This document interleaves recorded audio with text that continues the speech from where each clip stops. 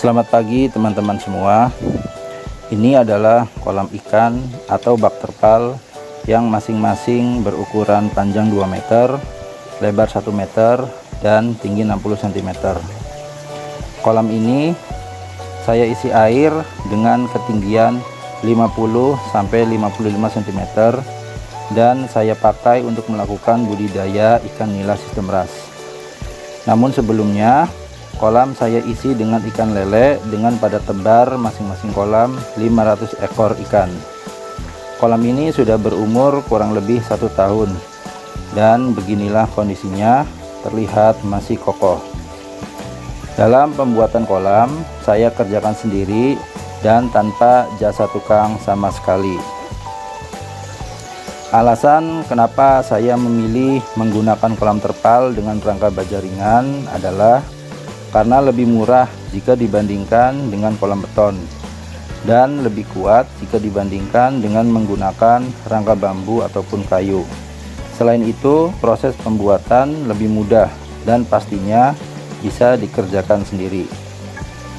Pada kesempatan video kali ini saya akan membagikan atau men-spill kepada teman-teman berkaitan dengan proses rancang bangun kolam, terutama komponen-komponen apa saja yang saya gunakan dalam membuat kolam atau bak terpal ini. Baik, langsung saja kita mulai. Yang pertama, untuk rangka baja ringan di sini saya menggunakan baja ringan tipe C dengan ketebalan 0,75 mm dan menghabiskan sebanyak 6 batang yang masing-masing panjang per batangnya yaitu 6 meter. Seperti yang bisa teman-teman lihat, pola pemasangannya menggunakan posisi seperti ini. Jadi bagian kanal C nya menghadap ke atas dan ke bawah. Namun kekurangannya, bagian kanal ini yang menghadap ke atas itu rawan terkena cipratan-cipratan air hujan dan juga sampah-sampah daun seperti kolam saya ini.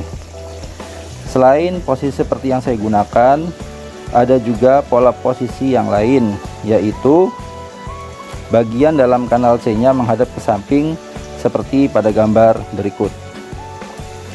Namun kekurangan posisi seperti ini yang sudah pernah saya lihat di beberapa review channel YouTube, rangkanya itu jadi mengembung atau melengkung di bagian sisi terpanjangnya. Ini di bagian sisi ini tuh, kalau kita menggunakan pola bagian C yang menghadap keluar, dia berpotensi mengembung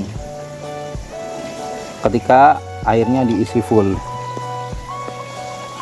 Sedangkan kolam saya alhamdulillah tidak terlihat mengembang di sisi terpanjangnya, dia terlihat lurus ya teman-teman, meskipun kondisi airnya full. Untuk sekrupnya kurang lebih saya menghabiskan total 200 skrup. Nah, di bagian ini saya isi 3 ya. Sisanya di bagian tiang-tiangnya, tiang penyangga itu masing-masing 1. Di luar 1, nanti di dalamnya juga 1. Jadi ada 2, atas bawah, atas bawah. Oke, kita lanjut yang kedua. Untuk bagian dinding kolam saya menggunakan GRC board teman-teman. GRC board berukuran 1,2 kali 2,4 meter sebanyak 2 buah.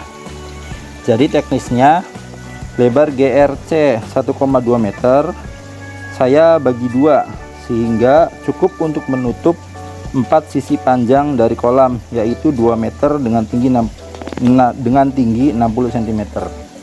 Nah, jadi kan tadi kan 1,2 saya bagi 2, akhirnya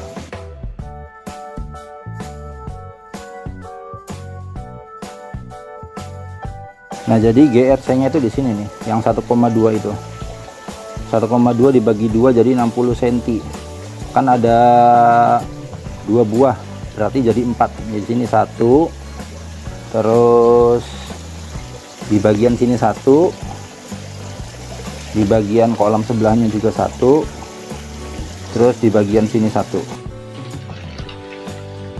dan sisa potongan GRC dipasang untuk menutup sisi lebar dari kolam. Ya, sebetulnya kurang rapi dan tidak menutupi semuanya, tapi saya rasa cukup untuk jadi penahan saja. Meskipun dampaknya setelah 1 tahun GRC jadi patah teman-teman, karena maklum ujung GRC nya itu tidak ada penahan tiangnya ya. Jadi saran bagi teman-teman, jika ingin membuat kolam seperti ini, ada baiknya dipastikan ujung GRC menempel atau menyandar di tiang penahan supaya lebih kuat dan awet. Nah, maksud saya sih gini, ini kan ujung GRC nih, tuh. Ini juga ujung GRC. Baiknya itu di bagian ujung ini ada tiang penahannya di sini. Begitu juga di sini supaya lebih kuat. Seperti di bagian sisi yang ini bisa kita lihat itu kuat teman-teman. Jadi dia nggak patah. Dan sedangkan bagian yang nggak ketahan itu agak mengembung loh. Kelihatan ada retakan-retakan. Baik, kita lanjut. Yang ketiga, untuk terpalnya di sini saya memakai terpal kotak tipe A12 dengan ukuran masing-masing panjang 2 meter, lebarnya 1 meter, dan tingginya itu 70 cm.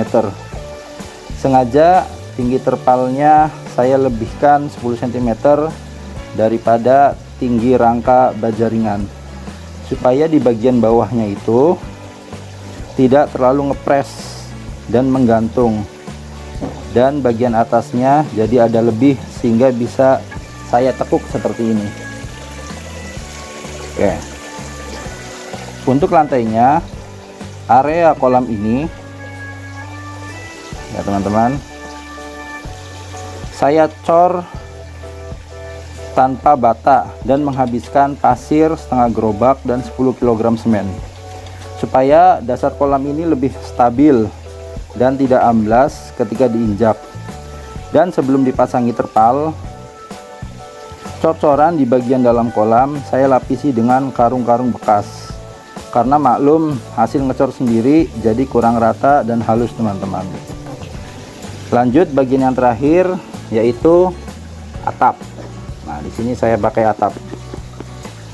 Untuk atapnya saya menggunakan asbes bergelombang sebanyak 2 buah dengan ukuran masing-masingnya yaitu 2 meter kali 80 cm.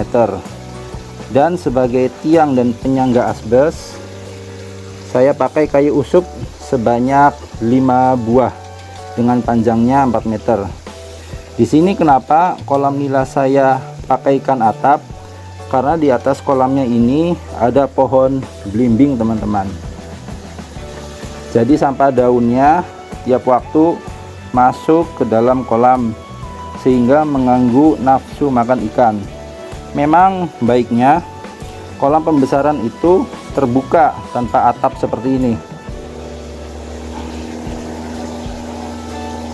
supaya kolam terkena sinar matahari, karena bisa memacu percepatan pertumbuhan ikan. Tapi karena kolam saya kemasukan sampah daun, jadi terpaksa saya pasangi atap daripada ikan stres dan saluran drainasenya tersumbat sampah sehingga mengganggu lancarnya sirkulasi air menuju chamber filtrasi. Oke, mungkin itu saja teman-teman yang bisa saya sampaikan pada kesempatan video kali ini.